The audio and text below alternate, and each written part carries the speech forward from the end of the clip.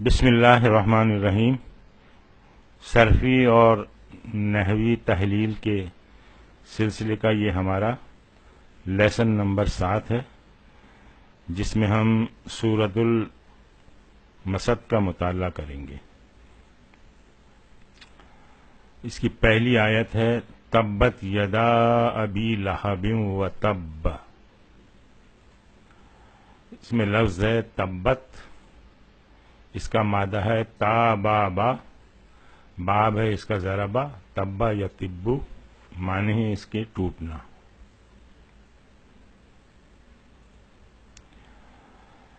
یدا یہ دوسرا لفظ ہے، اس کا اصل ہے یدن، جب اس کا تثنیہ یا مثنیٰ بنایا تو یہ بن گیا یدان، یعنی دونوں ہاتھ، اور جب اس کو مضاف بنایا تو اس کا نون جو کہ نون اعرابی کہلاتا ہے وہ گر جائے گا، تو یہ یدا بن گیا۔ اب اس کی ترکیب دیکھتے ہیں۔ تبت یدا، تبت فعل ماضی ہے، تا جو ہے یہ تانیث کے لیے، یعنی یہ پھر یہ چوتھا صیغہ ہوا، اور یدا جو ہے یہ اس کا فاعل ہے، اور ساتھ ساتھ یہ مضاف بھی ہے۔ یہ دیکھیں تثنیہ میں جو اس کے فاعل ہونے کی نشانی جو ہے وہ یہ الف ہے۔ ابی لہب، ابی جو ہے یہ مضاف الیہ ہے یدا کا، اور اس کے علاوہ یہ مضاف ہے لہب کا، تو اس طرح سے پھر لہب جو ہے وہ مضاف الیہ بن گیا۔ وتبا، واو حرف عطف ہے، اور یہ تبا یہ اسی سے فعل ماضی ہے۔ ترجمہ ہو جائے گا ابی لہب کے دونوں ہاتھ ٹوٹ جائیں، اور وہ ٹوٹ گئے۔ دوسری آیت ہے اس کی ما اغنی عنہ مالہ وما کسب۔ اس میں یہ لفظ ہے اغنا، اس کا مادہ ہے غین نون واو باب افعال سے ہے۔ اغنا یغنی یغنیاؤن، اس کے معنی ہے کام آنا یا غنی بنانا۔ کسبہ دوسرا فعل ہے، اس کا مادہ ہے کاف سین با باب ضربہ، کسبہ یکسبو کسبن، اس کے معنی ہے مال کمانا۔ ما اغنا عنہ، اس کی ترکیب دیکھیں، یہاں پہ یہ ما جو ہے یہ نافیہ ہے، نفی کے معنوں میں ہے۔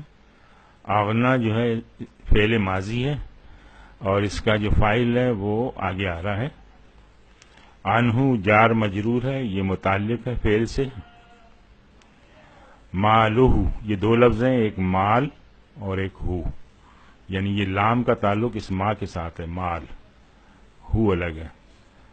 تو یہ مالو یہ اغنا کا فاعل ہے، اور آپس میں ان کی ریلیشن شپ جو ہے وہ مضاف اور مضاف الیہ کے طور پر ہے، یعنی مال مضاف ہے اور ہو جو ہے ضمیر متصل مجرورہ یہ مضاف الیہ ہے۔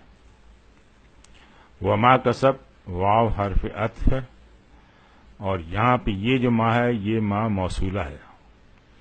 اس طرح سے یہ کسبہ فعل ماضی ہے، اس کا فاعل مستتر ہے یعنی ہوا، اور یہ کسبہ جو ہے یہ صلۃ الموصول ہے۔ ترجمہ ہوگا نہ تو اس کا مال ہی اس کے کچھ کام آیا، اور نہ جو اس نے کمایا۔ تو یہاں کمانے سے مراد ہے اس کی اولاد۔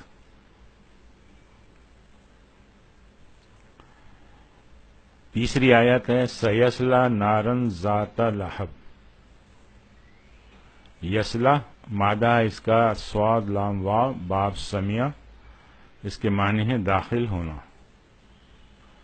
لہب اس کا مادہ ہے لام ہا با باب سمیہ، اس کے معنی ہے آگ کا مشتعل ہونا، یا جو آگ کا شعلہ اوپر کی جو لو ہوتی ہے اس کی۔ سیصلی نارن، یہاں پہ سین جو ہے یہ مستقبل کے لیے، مضارع چونکہ دونوں معنوں میں آتا ہے، حال کے لیے بھی استعمال ہوتا ہے اور مستقبل کے لیے۔ اگر صرف مستقبل کے معنی لینے ہوں تو اس میں پھر سین لگا دیتے ہیں، یسلا جو ہے یہ فعل مضارع ہے، اس کا فاعل مستتر ہے یعنی ہوا، اور نارن جو ہے یہ مفعول بھی ہے حالت نصب میں. ذات لہب، ذاتہ جو ہے زو کا مؤنث ہے اور یہ صفت بن رہی ہے نارا کی، ساتھ ساتھ یہ مضاف بھی ہے، اور لہبن جو ہے یہ مضاف الیہ ہے. ترجمہ ہو جائے گا وہ ان قریب داخل ہوگا شعلے والی آگ میں. اگلی آیت ہے وَامْرَأَتُهُ حَمَّالَةَ الْحَطَبِ. اس میں حمالتا فعالتا کے وزن پر مبالغہ کا صیغہ ہے، اس کے معنی ہے خوب اٹھانے والی. الحطب اس کے معنی ہے لکڑی کا گٹھا، بہت ساری لکڑیاں جمع کر کے پھر اس کا ایک گٹھا بنا لیں. اس کی ترکیب دیکھیں، وَامْرَأَتُهُ واو حرف عطف ہے اور امرات مبتدا ہے اور ساتھ ساتھ یہ مضاف بھی ہے، اور ہو ضمیر متصل ہے، یہ اس کا مضاف الیہ ہے.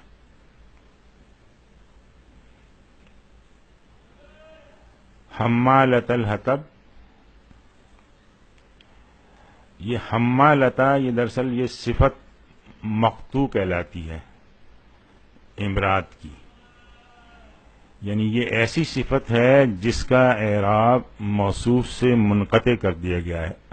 عام طور پہ صفت اور موصوف کا ہم نے یہ دیکھا ہے کہ جو اعراب موصوف کا ہے وہی صفت کا ہوتا ہے، لیکن یہ صفت مقطوع ہے تو اس کا اعراب منقطع ہے، یعنی موصوف سے ہٹ کر ہے. اصل میں ہوتا یہ ہے کہ یہاں پر ایک لفظ محذوف ہے الضم، حمالتا سے پہلے یہ لفظ الضم محذوف ہے، یعنی میں مذمت کرتا ہوں.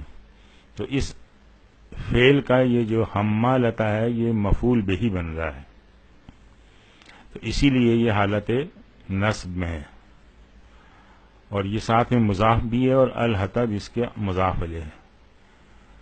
یہ جو صفت مقطوع ہے اس کی ڈیٹیل جاننے کے لیے آپ ویڈیو نمبر 105 دیکھیں. تو ترجمہ ہو جائے گا اور اس کی عورت جو لکڑی کی گٹھری اٹھائے پھرتی ہے، یعنی نہ تو اس کا مال ہی کام آیا اس کے، نہ اس کی اولاد کام آئی، اور نہ ہی اس کی عورت کام آئی. اگلی آیت ہے فی جیدہا حبل من مسد.